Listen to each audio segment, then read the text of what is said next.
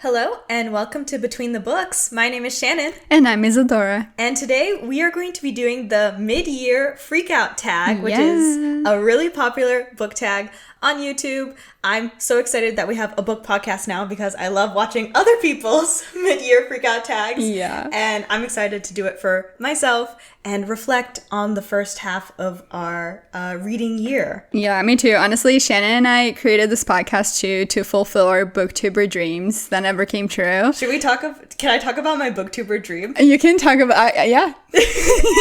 You know it. This is, I will say maybe 40% of the reason I wanted to start this. Yeah. Which is, if you know someone who can get me an arc of Electo the Ninth, I will love you forever. I still have time. Tamsin Muir has not published that book yet. It does not seem like it's coming out soon. So I have time. Exactly. So, we see booktubers getting their arcs, podcasters getting their arcs. Could be us. Help a girl in need.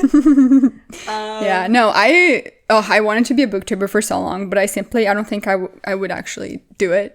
What's this then? So this is a book pod. I don't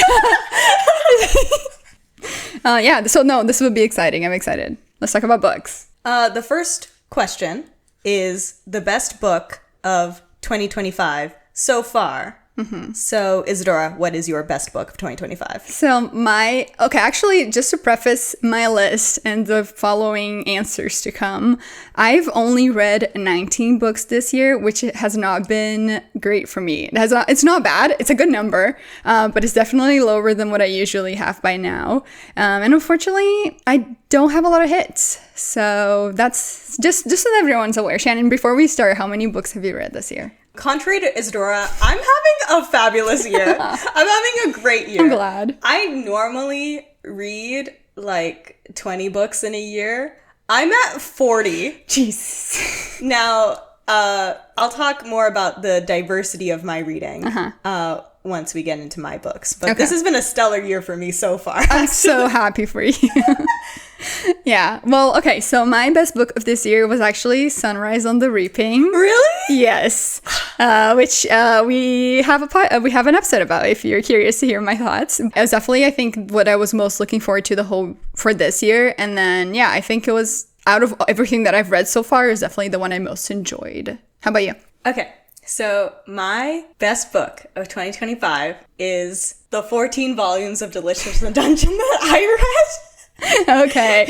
Now we see why she's at 40 books. Now we know why I'm at 40. 14 of those was Delicious in Dungeon, the manga series. When we went to Emerald City Comic Con, I cosplayed as Marcelle. Okay. So she's from that series. Yes, okay. And I had only ever watched the anime. So when we went there, my partner was dodging. She was trying to avoid all the spoilers because we'd go to Artist Alley and they'd have like spoiler art on their boots and I'd be walking around like, ooh, nice art. But when we got back from Emerald City Comic Con, I read all of it. And I loved it. It actually is one of the few pieces of media at this point in my life that changed my outlook on life. What? What do you mean? I don't know. I don't know exactly what's in that. But what do you mean? My philosophy of life. Expand. Because a major theme of that series is taking care of yourself and not pushing yourself. In times of crisis, in times of like when you might be panicked or stressed or anything like that, the most important thing that you can do and for yourself and for others and for helping others is to take care of yourself. And that philosophy is something you like intellectually know, but is not something that's usually present as a theme in media. And I think it's so interesting. Okay, that's sweet. I like that. Aw. And you said 14 volumes. Is there more to come still that you're still reading? No, it's not. Okay. I've read all of it. Nice. Oh my gosh, so I'm very excited for the second series of the anime that's going to come out soon. Which will follow what you've read in the... Yes. Okay. Exciting. Yeah. Oh, that's cute. Okay, well, let's go to the next one. So the next question is, what's the best sequel you've read so far in 2025? Okay, so my best sequel is Emily Wilde's Map of the Otherlands. That's the third one. That's the second one. Second one, okay. I have read the third one, but out of the series, the second one is my favorite. I read it earlier this year, along with the third one. We both read the first one together for our own book club. Mm-hmm. And I think the second one develops more of a plot. Yeah, okay, than the first one. Mm-hmm. The first one did have like an overarching plot and theme. Yeah. But it had Emily go out and should I just also explain what the series is about? Yes, I didn't explain what Delicious in Dungeon was about. Maybe I should have. Oops. But Emily Wilde is about a fairy scientist, researcher, Emily Wilde, who travels to these remote locations. In the second one, she's going to the Alps. Okay. And she is researching different types of fae. She's accompanied by an array of side characters, notably another researcher, Wendell Bamblebee, who she suspects is a fairy himself. Mm-hmm. So the second one follows more of Emily and Wendell's adventures. It's primarily an adventure book of them encountering different fae. But this one delves more into like Wendell's backstory and things like that. Yeah, and their romance gets interesting, heightened. Yeah. So it was very fun. Because I read the first one and I liked it, but I definitely was very much of a cozy fantasy in my mind. I know that it's not actually categorized as that. Yeah, I wasn't super drawn into reading the second one. I'm not opposed to it, but I haven't felt the urge to it just yet. But it's interesting that that's your favorite sequel of the year. Okay, so I'll keep that in mind. For me, my best sequel is Sunrise on the Reaping. Which, granted, I know it's not a sequel, but I'm working with very few books here, people. I will say, not honorable mentions, but the other sequels I've read were Onyx Storm from the Fourth Wing series, which is definitely not the best book I've read. And also Vengeful, which is the second book in the Vicious trilogy. And also, I wouldn't say it's one of the best sequels. So I'm bringing Sunrise on the Reaping back in here. I'm not going to go too deep into it, but it was a prequel, of course, but I did like... You know what? It was a sequel to Ballad of Songbirds and Snakes. So, if you think about it like that. Think about it. Yeah. But I think it was, I liked it. The next question is a new release that you haven't read but are excited to. Mm-hmm. Okay, so my new release, I'm wondering if it's the same as yours. I don't think it is. Okay. Well, mine is actually a little sneak peek into something that we might review in the future, which is a book that came out a couple weeks ago, Bury Your Bones in the Midnight Soil by V.E. Schwab. Haven't read too much about it. I do have the copy already, but it is basically a vampire book, follows 3 different women at 3 different points in history, and it sounds very intriguing, very interesting. I'm very, very excited to read that. How about you? So, I don't know if you've heard of this book, but a release that I'm interested in reading is These Starving Saints by Caitlin Starling. It rings a bell. It's the same author of The Death of Jane Lawrence. Okay. And this book is about a castle that is basically taken over by like a cult. Mm-hmm. So the castle is under siege. A war hero comes in and turns the place into like a Dionysus-esque madness party kind of place. And even though the castle's kind of under new management now, the main character has to like uncover, what's actually happening and what's actually how these new people have come and taken over and things like that. That's what I think the book is about, just by reading the synopsis. Okay. And I'm very excited. That sounds cool. Have you didn't read The Death of Jane Lawrence? I did not read The Death of Jane Lawrence. Have you read any of the other books by this author? No. Okay. I'm just excited I just think the synopsis of it sounds cool. Yeah, it does. Honestly, so valid. Okay, let's move on to the next question. What's your most anticipated release for the second half of 2025? Okay, now I wonder if we have the same book for this one. There's no way.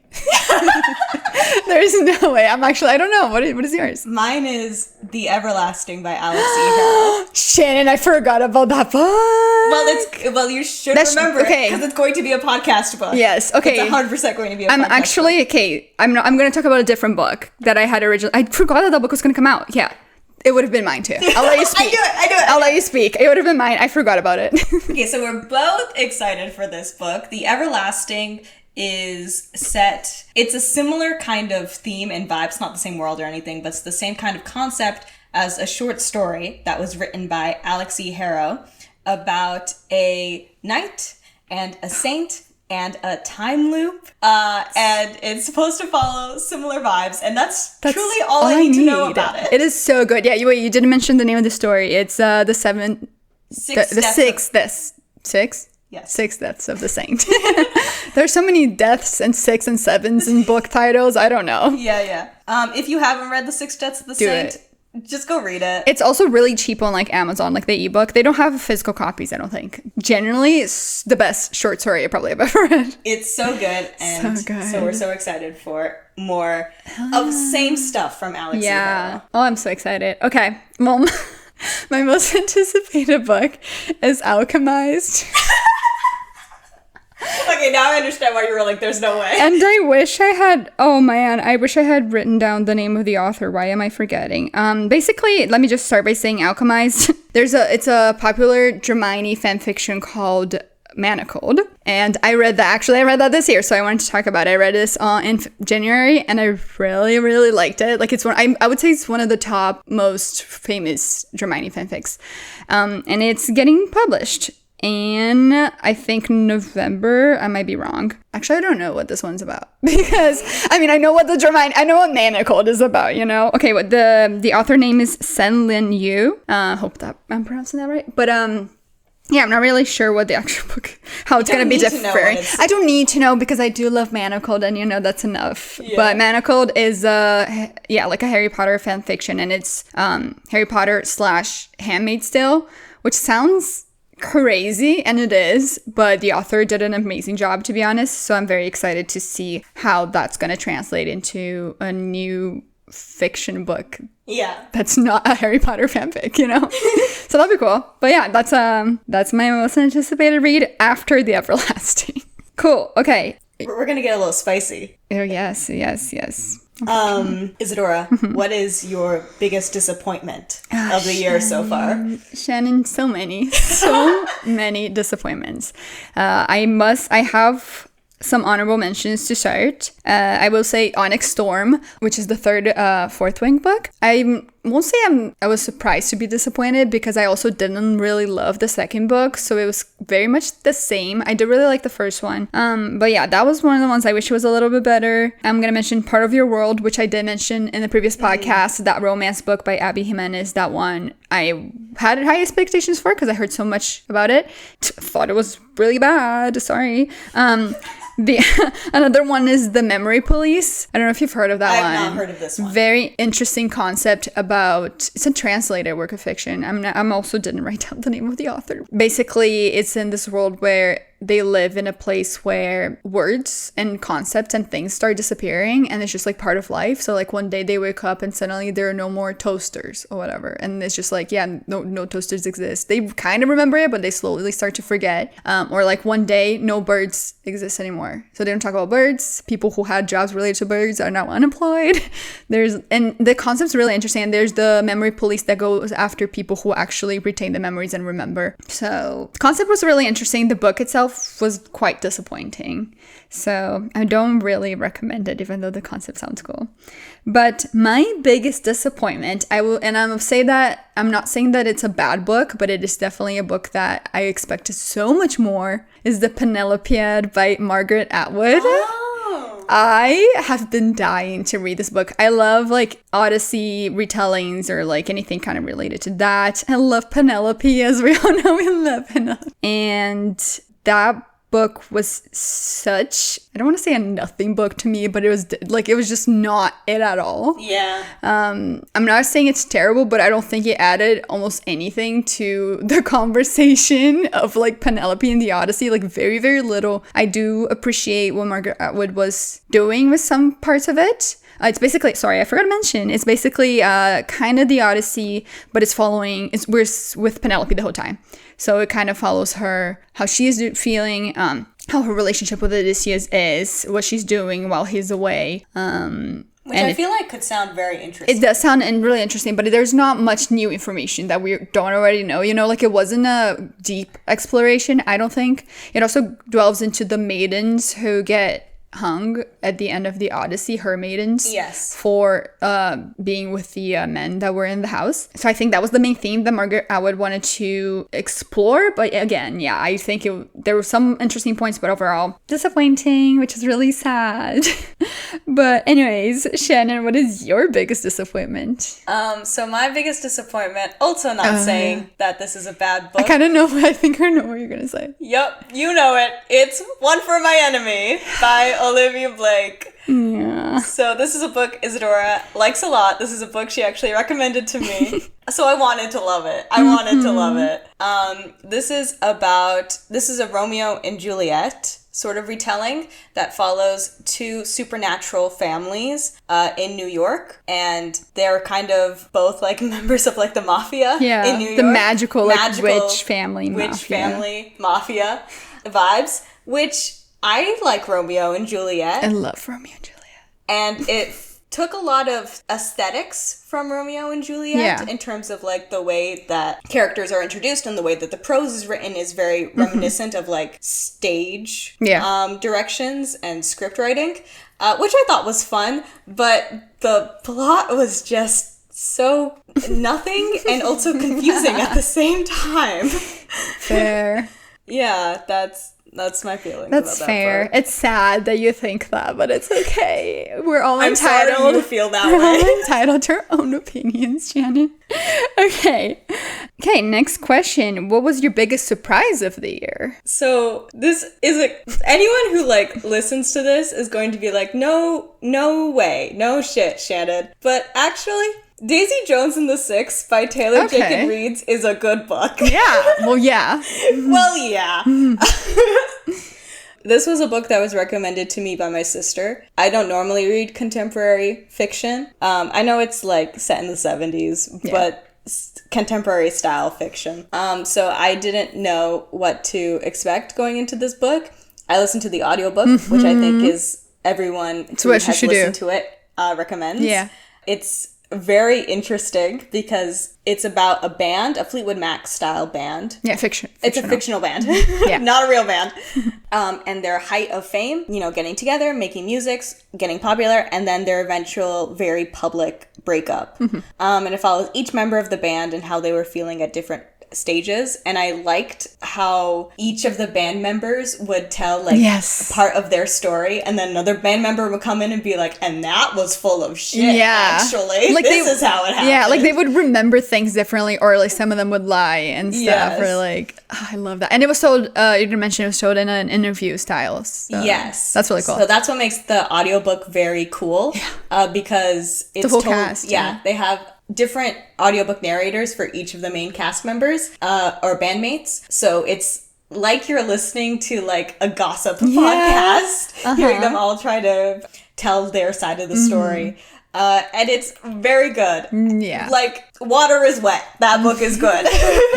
I will say, you haven't seen the TV show, right? I've not seen the TV show. I love the TV show. I like it more than I liked the book, which might be controversial to some people. I think it's so fun. I think it works so well. And the music that they had for it was really good. So I liked listening to it. I'm excited. I want to watch the They TV almost like, I don't know if it was actually a thing or if it was just a rumor, but they almost did like a tour with the music. And that would have been so good. Like I would have paid a lot of money to see that. Like it was really good. Okay, my biggest surprise is actually one that I just read, and it's called It Happened One Summer by Tessa Bailey. It's a romance book. Oh. It's a very kind of like popular, like I've seen people like it, but I was surprised because the synopsis was kind of putting me off a little bit. It's about this girl that's like very rich. She like, her family's really rich, and she lives in LA, and she's like very known for like the parties and stuff. Very kind of like Paris Hilton vibes, kind of. She's like very much like party girl.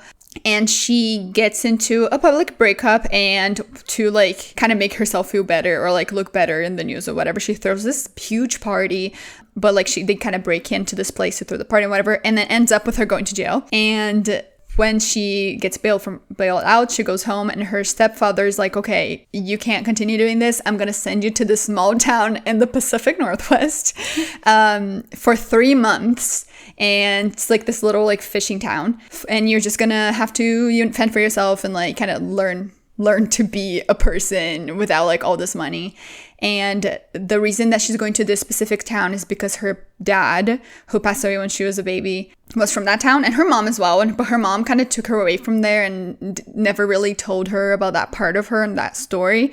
But her dad, when he passed away, he left a bar to her and her sister that he owned, and her sister decides to go with her, so they go to this place, and anyways, it's just like a little small town vibe. There's this captain of this fishing ship, oh la la, and there's a romance there, but it was actually so good, and it was very similar in terms of tropes and everything to the other book that I read, The Part of Your World. But this one was done so much better. I think they actually had really good chemistry. I think it was fun. I actually liked the characters. And even though it was cheesy and it definitely felt like a Hallmark type movie, I still had like a really good time. So it was a good surprise. That's good. That's good. It's actually like, it was added to my list of like good romance books that I would maybe return to. That's nice. Yeah. So that was fun. Next question. Isadora, yes. Who is your new favorite author? Okay, so this was a little hard again because I haven't read that many books. But I did read a book. It was a contender for best book of the year for me right now, and it's called Wild Beauty. It's not a very popular book, but I loved it so much. And the author's name is Anna Marie McLemore. I actually have no idea what else she's written, Shannon. I haven't really dived deep into it, but the way that she wrote Wild Beauty was so beautiful. Like the prose was so beautiful. I loved the way that she, in that book in particular, follows this kind of like Hispanic family. It's a magical realism of this family who they all have powers of like with flower powers basically, and then can grow flowers with their hands. Each like woman in the family has that power, and then for generations they believe they've been cursed to any person who they love disappears. So it's always like 6 women, I believe 6 or 7. So there's like the 6 grandmothers, the 6 mothers, and the 6 cousins, and it just follows them, and there's that. But I just loved how they incorporated so much of like Spanish culture, or like the Hispanic. I don't think they were very clear on what country or place they were in, but yeah, there was just a lot of like Spanish words mixed in there, and just like Spanish culture, and it was just so, I liked it so much. So I really want to read her other books and see how she does with those. But yeah, she's not very popular. I mean, I don't know how popular she is, but I've never heard. I literally just found that book once at a vintage store, a thrift store, and I thought the cover was really pretty, so I got it, and I'm so glad. I love finding books just that's randomly. So fun. I know, yeah. So yeah, that's a I would say like a new favorite author that I'm definitely gonna look into her other books and continue reading, and hopefully I'll like her other books as well. And how about you, Shannon? Okay, so my new favorite author is T. Kingfisher. Wait. Ursula Vernon. Have you? Here's the thing. Okay. So I had read T. Kingfisher starting book club again. Yeah. We read T. Kingfisher book for book club, which was Nettle and Bone. Yeah. I didn't like Nettle and Bone. Mm-hmm. I didn't like is a strong word. I thought it was fine. Yeah. It was fine for what it was. Probably her most popular work. Thought it was okay. Yeah. I read some more T. Kingfisher books. I read What Moves the Dead and House with Good Bones. Mm-hmm. Also thought they were okay. Mm-hmm. Liked them kind of less than Nettle and Bone. Oh. So you might say, Shannon, after reading 3 books by an author, maybe you're done. And it turns out, no, keep trying. Gamblers always quit before they hit big. Whoa. And what I hit big was her self-published books. Yeah. So I started reading her World of the White Rat series that include Swordheart. It includes her Paladin series. Mm-hmm. Those all take place in the same world. And the Clocktor War books. And it's just a world that is full of like competent people. Like love. It's like it's just a competent fantasy with people trying to do good work. It's like almost, I would say, people, I think, market Swordheart and the Paladin series as a cozy fantasy. And I think it has too much of a plot to be a cozy fantasy book. That. It's just filled with competent people, and you're like, wow, a fantasy. Nice. People doing their jobs and helping others. That's crazy. But that's what the books are about. Yeah. And they fill me with so much joy every time I return to that world. T. Kingfisher is now a new favorite author of mine. It's also really funny because you'll go to like her Goodreads page and she's written many books. She came out with 4 books this year. That's insane. But my Goodreads is just read, want to read, read. I read so much T. Kingfisher this year. So she is my new favorite author. Nice. I like that. I like that it wasn't a new author to you per se, but it has joined the new favorites category, which is cool. Yeah, I think with those kinds of authors who write like a lot, you don't have to like every single thing that they write. That's so true, yeah. And you can like some of the things, you can dislike other things. I think it's fun that authors can have such a wide range and that you can enjoy books that they wrote and sometimes dislike books that they write. Does she mostly write fantasy? That's kind of her genre. She has fantasy and she has horror. Okay, her 2 main genres. Yeah. Ooh. Okay, Shannon, next question. What is your newest favorite character? Here is my T. Kingfisher podcast segment. I'm going to keep talking about T. Kingfisher. Yeah. Okay. So my newest favorite character is from her Clock Tower War series. It's Lord Caliban, who is a paladin of a god. So what happened is that he's part of an organization. I'm going to put you on this character. Okay. He's part of an organization who exorcises demons. And when he was on a job, a demon got like into his body. It like possessed him and possessed him to kill 12 people. And then his god left him and he got sent to jail, and he is king of brooding, feeling sorry for yourself, religious trauma. I love this man. He's a paladin, so he is very strong, but also very sensitive. And I love that in a man. I love a man who has reached the lowest point of his life and is still digging lower. Ooh. I'm going to also picture you on Clock Tower War while I'm here. I'm talking about the book that he's from.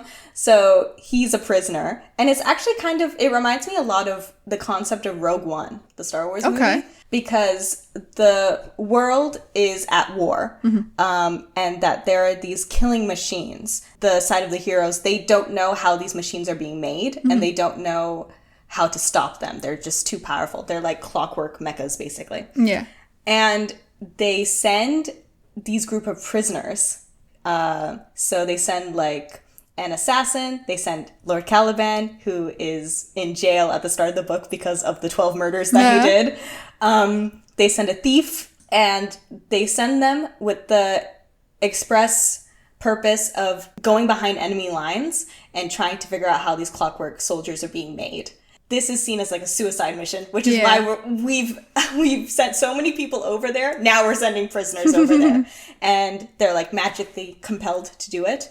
And if they don't, they'll die, basically, and that's why they do it. So it's like a found family of prisoners, of criminals, and I think it's so fun. That sounds cool. And it's a series, you said? It's a duology. Okay. Adding it to my list. Who is your new favorite character? Honestly, I don't know. I do have an answer, but you were supposed to prep questions. I did. I'm just saying that, like, I wouldn't necessarily, like, I'm not obsessed with them, but, like, if I had to choose. I'm obsessed with Lord Caliban. Yeah, okay. See, I do have 2, and the main reason is that I read this book in, like, February, and I just can't discern them from each other in my head. So I read Swordcatcher, which is Cassandra Clare's, it's part of Cassandra Clare's new series, not related to the Mortal Instruments or the Shadowhunter Chronicles, so it's something that's kind of new for her. The book itself, I didn't love, but Cassandra Clare is so good at writing characters, in my opinion, like writing characters that you're going to obsess over. And there's these 2. Actually, let me just quickly talk about what the book is about. So there is, Kel is an orphan, and when he's younger, he's in an orphanage, and they take him from the orphanage, take him to the castle, and make him Prince Connor's sword catcher, which means he is his protector. They are very little, and they grow up together, and they train together, and Kel, a lot of the times, they have like kind of magic in this book, in this world, and they can give him this like talismans or whatever that will make him look like Prince Connor. So if there's like big political events or like big whatever, or if they think that someone might be targeting Prince Connor for some reason, they'll get Kel to be in his place. Because if something happens, it's fine if Kel dies. You know what I mean? But they got a really good bond. They're like basically brothers. But Kel is also... And also no one in the world, apart from like the king, queen, and Connor and like some people, know that what he is. So he's just told that he's like his cousin.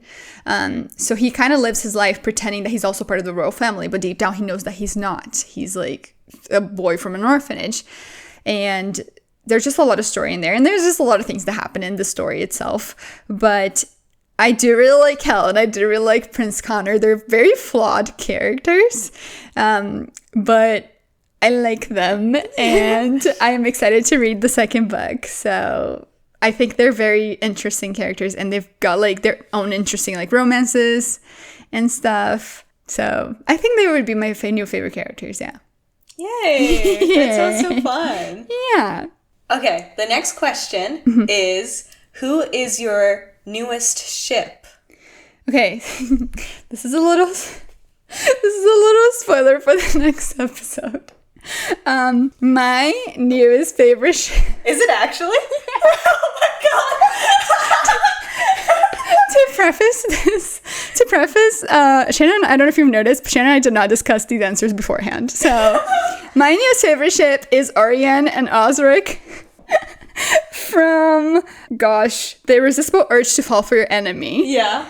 Which is, hint, hint, the book that we're going to talk about in our next episode. Stay tuned. Stay tuned. We actually were fortunate enough to get an ARC in Comic-Con, Emerald City Comic-Con. And so we just pretty much finished reading it. And it is also a published previous Hermione fanfiction that was changed. We actually have not read the fanfiction, so I don't have that to relate to. But as characters, I don't want to go too deep into it because we're going to talk about it in the next episode. But by the end of it, I love an enemies to lovers. I love banter. I love when they kind of hate each other a little and then suddenly the insults start having like that subtext of something more. I don't know. I'm excited. I like it. I'm excited about it. I think I was reading and I was like giggling, kicking my feet. Okay. What's yours? I'm wondering if I want to be controversial or not. Oh my god. What is your controversial take? I'm taking this opportunity to talk about Delicious in Dungeon again. Yeah, go for it. And actually talk about the plot of it. Because I didn't talk about what it was about earlier. And it is my favorite read, so I'm going to talk about it. So Delicious in Dungeon it takes place in like this fantasy world where there is a dungeon that adventurers go down, and it's believed that if you, I think, make it to the end of the dungeon, you become lord of the dungeon, so you get like a lot of magical powers and stuff, and this entices a lot of adventurers to go down into the dungeon. Our main character is Laios, and has an adventuring party that he goes down with, and in like the first panels of the manga, his sister gets eaten by a red dragon. And so Laios and his party members have to venture down into the dungeon again, this time with the goal of getting his sister's body back so that they can resurrect her. And as Laios and his crew go down into the dungeon, they encounter a lot of individuals and different like parties and different adventurers. And two of these people are my favorite characters in the series. One of whom is Kabru. He is an adventurer who wants to become, or is interested in becoming, like, the lord of the dungeon. He's very, like, politically minded. His backstory is that he's from a town where the dungeon there was a separate dungeon in his town, and it ended up causing the destruction of his town. So he also wants to make sure that that destruction doesn't occur with this dungeon in this town now. And he thinks Laios is an idiot. and doesn't want him to become Lord of the Dungeon, but he's the main character, so he keeps getting down to like lower and lower floors, and Kabru's getting nervous. Yeah. So he's not like stopping him, but he's watching him. He's a very perceptive guy. Yeah. He doesn't do anything like outright, but he's always kind of watching and like analyzing. But I don't ship him with Laios. Oh. Yes, that's the controversy. Oh. Wait, do you think they are? They are. So, well, I guess you've read the whole thing. Yes. Are they in... Don't spoil it, but, like, are they supposed to be shipped? It's a main ship, I would say. Okay. But who I actually ship him with is another elf. He's called Mithrin.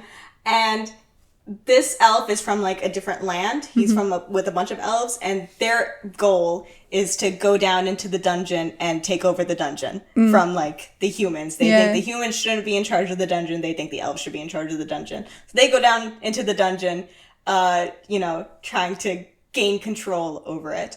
Mithrin and Kabru meet because they get trapped in the dungeon together, and they have to survive together for 7 days. This is, like, the conceit of one of the volumes of the manga. Okay. And so they kind of begrudgingly have to like work together and take care of each other. And then they get closer as they do it. So that's my new favorite ship. It's Kabru and Mithrin. Okay. And I am not accepting criticism at this time. Okay, that's fine. Yeah. Okay. So Shannon, what's a book that made you cry this year? So I don't cry a lot at books. I actually cannot remember the last time I cried at a book. So I'm just gonna talk about a book that made me upset. Yeah. But not enough to cry. Okay. It's Thorn Hedge by T. Kingfisher. Yes, she keeps coming up. How is that possible? Thorn Hedge is a Sleeping Beauty retelling. It's just a novella. And that's really all you really need to know about it, is that it's a Sleeping Beauty retelling, and that the main girl in it can turn into a toad. Oh my and she's gosh. called Toadling. That's so cute. Yeah, it's so cute. It's just a cute short read. But I guess the thing that made me upset, it's not even a sad book. Yeah. Like, there's nothing inherently sad that happened in the book, but it was just the concept of Sleeping Beauty that just made me sad. God. Like, I was like, I'm so sad. It is, yeah. That this main character, this girl, Thorn Hedge. Spoilers. No spoilers, but I'm trying to figure out how to talk about it. But the main character had to give up so much of her life for another character in the book. And it ended... Like, that was inherently maybe the wrong decision to do. Okay. But she was filled with so much love and empathy for this character that she couldn't break things off. Yeah. She had to keep kind of punishing herself. Yeah. And that just made me sad. Aww. Yeah. Dang. Well, I cried. But surprisingly, okay, I actually am someone that cries quite easily in books. And I actually think I've only cried once in one book. I don't know 100% if that's true. Sunrise on the Reaping. No, it was not. She's here again. It was not. I think I don't remember tearing up on that. I think I've possibly teared up, but in this one, I was sobbing. And the book is Onyx Storm. No! I know. Wait, what about Onyx Storm? Okay, well, I won't spoil it, but I will say there's this one scene that... the main character goes through something so heartbreaking, and it's like I tend to put myself in their shoes, character's shoes a lot, so that's why I cry easily. I'm not gonna go into detail, but it's so crushing and heartbreaking that I kept picturing myself in that situation, and I was so upset, and I was fully sobbing. Like, it was probably like 2 a.m. No, maybe not, but I remember being in bed reading it at night, and I remember like just tears, like I was so hurt with her. We'll see how it goes. These books are like disappointing, and they're kind of too much, and like I think they could be more concise. There's just so much, but there are parts of it that I do like and I do enjoy. And anyways, that's what made me cry. So that's so fun. I mean, it's sad. It's interesting. I think it's interesting because even though it was a disappointing book for you, there was still some like emotional impact, which I think is still fun. It's so fun. Yeah. I love crying.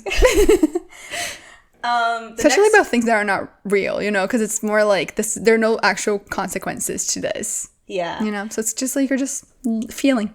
I remember once when I cried at a book. Once. And it was actually, like, the book wasn't even that good. I'm not even gonna lie. But it's because it was, like, the third book in a trilogy. Yeah. And I spent so long with these characters. And it was related to the romance that it seemed like one of them was gonna die. And I was so distraught. Like, and they actually, like, okay, so the character did die.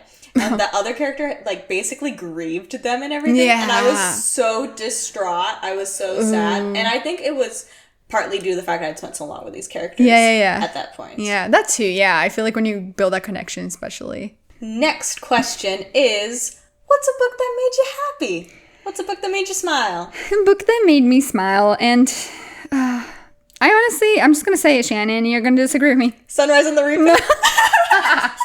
No, it was actually Gwen and Art Are Not in Love. That's crazy. I know. Don't get me started. You talk.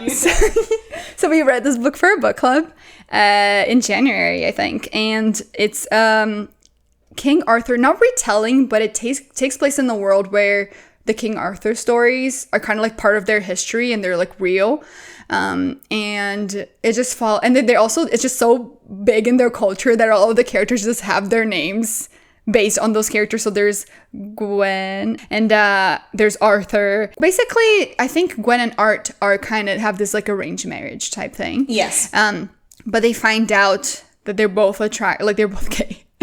Art is attracted to men, Gwen's attracted to women, but they kind of have this like arrangement going on. They're like keeping each other's secrets, and they also have their own little romances going on. It's a very like lighthearted story. Even though it seems like the plot is big and like the world is big, it ends up being a fairly concise one book story, and I just had fun. And also there's a lot of like modern things in it as well. It reminded me a lot of that movie A Knight's Tale, which is kind of like also takes place in that kind of medieval time with some modern takes, and I just thought it was fun. I had a fun time. I thought it was cute. They were all like, it was not too serious. It was not really a cozy fantasy, but it was in the sense of like, it was cute, you know? Like, I don't know how to explain. Anyways, I had a good time. I'm happy you had a good time. Shannon didn't have a good time, but this is about having fun. I'm not gonna. We're all entitled to our own opinion. Hell yeah. Okay, so what was the book that made you happy? She's back. It's TK Fisher. I'm sorry. I like the books that she reads. Thank you. I'm talking about a different one though. This is a book I finished yesterday. It's Paladin's Hope. It's the third book in her Paladin series. All her Paladins are like romances. So this one is a romance between... Nice! Love! This one's a romance between a Paladin and like a bone doctor is like the word they use in the book. But it's like someone who works with dead bodies. And so this guy like doesn't see the sun very often. He works with a lot of dead bodies. He's like that kind of character. Not socially anxious that much, but like definitely not used to someone like a paladin who's very like charismatic, suave, and things like that. And the two of them get trapped in a dungeon. This is a theme, maybe. A dungeon. Get trapped in the dungeon. Put two characters trapped in a dungeon, and that's my jam. But they end up trapped in like this like dungeon, and they have to escape, and they get closer together as they're trapped in the dungeon. And this made me smile so much. And also, the cliffhanger at the end is devastating and brutal, and it has not been resolved, and I will be thinking about it for years and years. It still made you happy, though. But it made me happy. Okay. But it made me happy. That's all that matters. Okay, well, finally, the last question, Shannon. What is a book that you want to read this year? So, I am very different from you in the sense that if I have a lot of physical books that I need to read, I get very overwhelmed. And a lot I do too. I know, but a lot for me is like 20. Yeah. Yeah. I don't know if you want to share how many physical books you own that you haven't read. Probably, I don't remember the exact number, but probably 160. Like, that's so different. The scales are different. I don't know how it happened, guys. I don't know. But so I have two books here. Okay. Both of my books are sequels, and they're also physical books that I need to read. One of which is Prisoner's Throne by Holly Black. Oh, yeah. So this is the sequel to Stolen Heir, which takes place in the Folk of the Air series, the same world as The Cruel Prince. Mm-hmm. I love The Cruel Prince, guys. Yeah. I love The Cruel Prince. And I read The Stolen Heir almost immediately after I read The Cruel Prince, and Prisoner's Throne had not come out yet. But The Prisoner's Throne has also now been out for a year and a half, and I still haven't read it. So that's the goal for the rest of the year. Mm-hmm. My second book is another sequel. It's Heavenly Tyrant by Xiran Jay Zhao. Do you know this book? No. Okay, so... what's the first book? You said it's a sequel. Yeah, Iron Widow. Oh, okay, yeah. I've heard of it, yeah. Okay, yeah. So it's a retelling of China's, like, only female empress, but with Pacific Rim style mechs.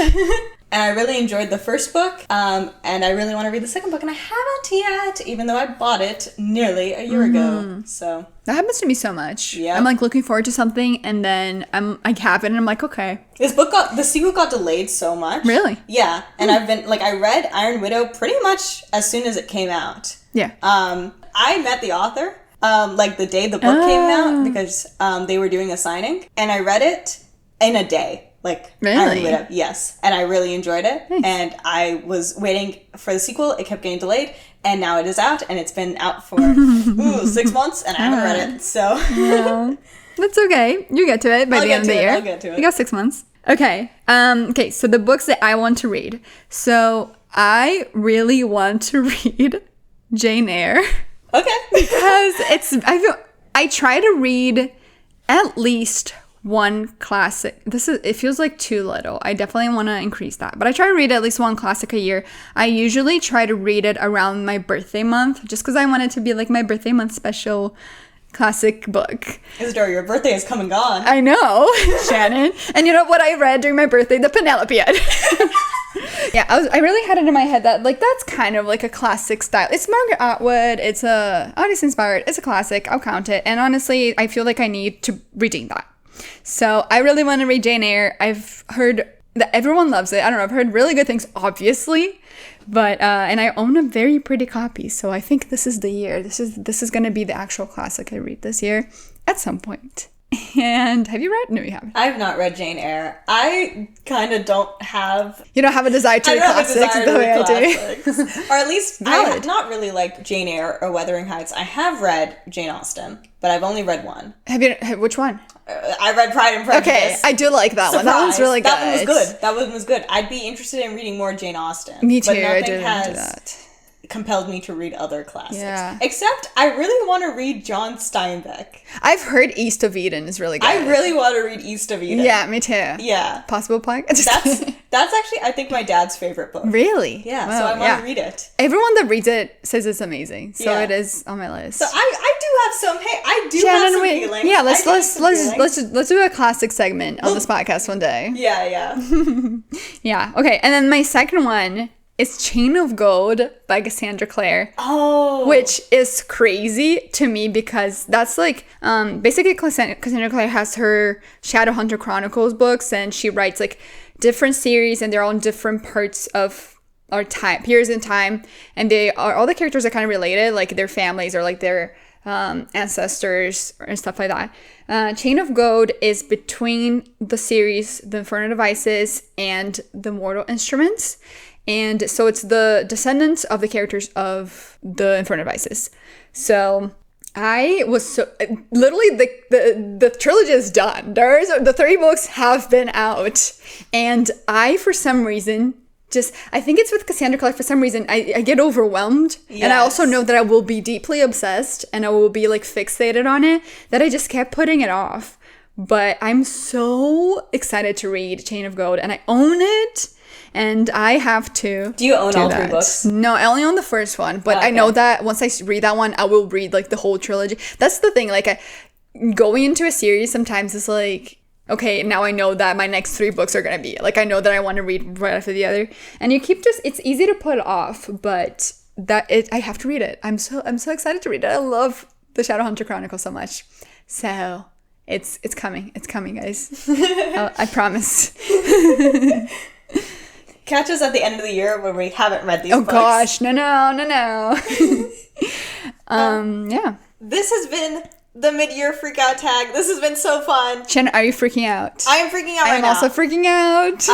How has your reading been for the first half of the year? What do you hope to get done for the second half of the year? You can leave a comment, and you can also email us at betweenthebookspod@gmail.com. Yes. And yeah, let us know what you think about the books that we talked about. If you have different opinions between what Shannon said and what I said. Because we did have some controversy today in this podcast. We're getting a little spicy. In our third episode. Yeah. So you might have gotten the hint, the really obvious hint, honestly, that I gave in one of my answers. But I will let you know that our next podcast episode is going to be us reading and reviewing The Irresistible Urge to Fall for Your Enemy. And that's going to be really exciting. And I'm looking forward to talk about it. Yeah. Yeah. We'll see you next time.